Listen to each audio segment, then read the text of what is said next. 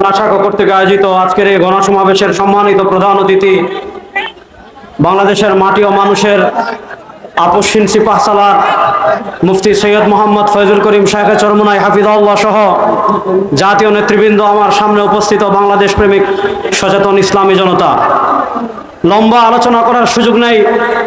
আমি সংক্ষেপে দু চারটা কথা বলে আমার বক্তব্য শেষ করব।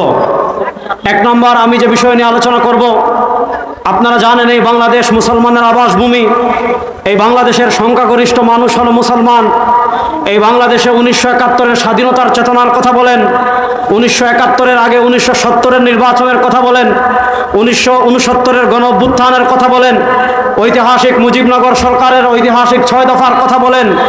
কোনো দফায় ধর্মনিরপেক্ষতা ছিল না। শেখ মুজিব যখন 1972 সালে প্রথম ক্ষমতায় এসেছিলেন, 72-এর সংবিধানে প্রথম, আপনারা জানেন 72-এর সংবিধানে প্রথম ধর্মনিরপেক্ষতা এসেছিল। তারপর যখন সংবিধানের 5ম সংশোধনী হয়েছিল, আবার আল্লাহর উপর পূর্ণ আস্থা বিশ্বাস এবং আল্লাহর উপর পূর্ণ আস্থা এবং বিশ্বাস আবার সংবিধানে যুক্ত হয়েছিল।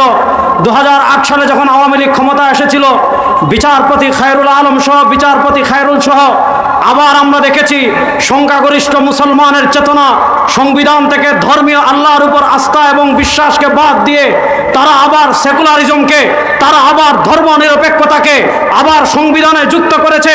আজকের এই সমাবেশ থেকে আমরা প্রথম দাবি জানাই, যে সকল ভারতীয় রাজাকাররা আমার সংবিধান থেকে আল্লাহর উপর আস্থা এবং বিশ্বাসকে বাদ দিয়েছে, ওই ভারতীয় রাজাকারদের বিচার এই দেশে করতে হবে।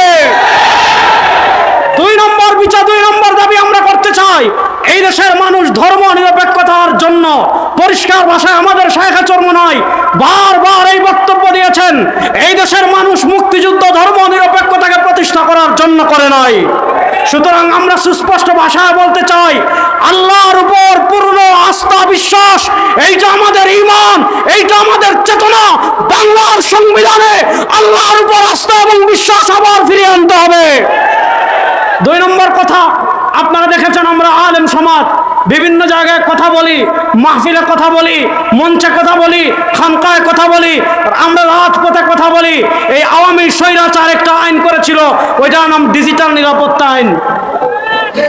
ডিজিটাল নিরাপত্তা আইনের নামে তারা আমাদের বাক স্বাধীনতা হরণ করেছিল। আমরা আজকের এই সমাবেশ থেকে স্পষ্ট ভাষায় বলতে চাই, ডিজিটাল নিরাপত্তা আইন বাতিল করতে হবে। 3 নম্বর, আমি আরেকটা কথা বলতে চাই, আওয়ামী লীগ মুসলমানদেরকে শোষণ করার জন্য, স্বৈরাচার আওয়ামী লীগ মুসলমানদেরকে নিষ্পেষিত করার জন্য সবচেয়ে বড় যে কার্ড ব্যবহার করেছে, ওই কার্ডের নাম হলো জঙ্গি কার্ড।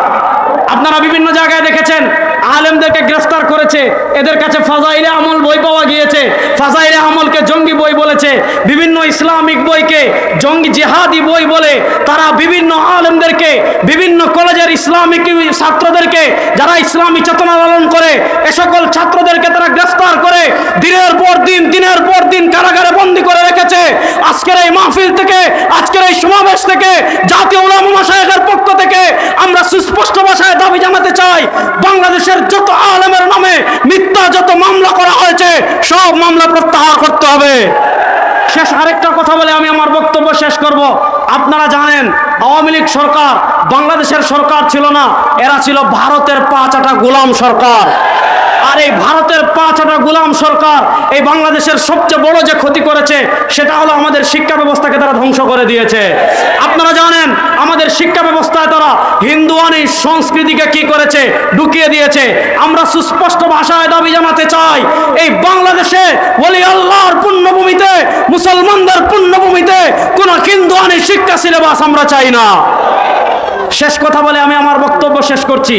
52 বছরে আপনারা কখনো ডিজিটাল বাংলা দেখেছেন? আপনারা কখনো সোনার বাংলা দেখেছেন? আপনারা কখনো এই বাংলা দেখেছেন? কখনো ওই বাংলা দেখেছেন? ডিজিটাল বাংলা আমাদেরকে মুক্তি দিতে পারে নাই, সোনার বাংলা আমাদেরকে মুক্তি দিতে পারে নাই, রূপার বাংলা আমাদেরকে মুক্তি দিতে পারে নাই।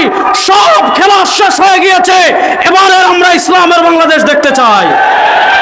ইসলামের বাংলাদেশ দেখার জন্য হযরত পীর সাহেব চরমোনাই, হযরত শাইখে চরমোনাই আমাদের নেতৃবৃন্দ আমাদেরকে যে বার্তা দিবেন, সেই বার্তা বাস্তবায়নের জন্য আমাদের গাম রক্ত জীবন দেওয়ার জন্য আমরা প্রস্তুত আছি ইনশাআল্লাহ। আসসালামু আলাইকুম ওয়া রাহমাতুল্লাহ।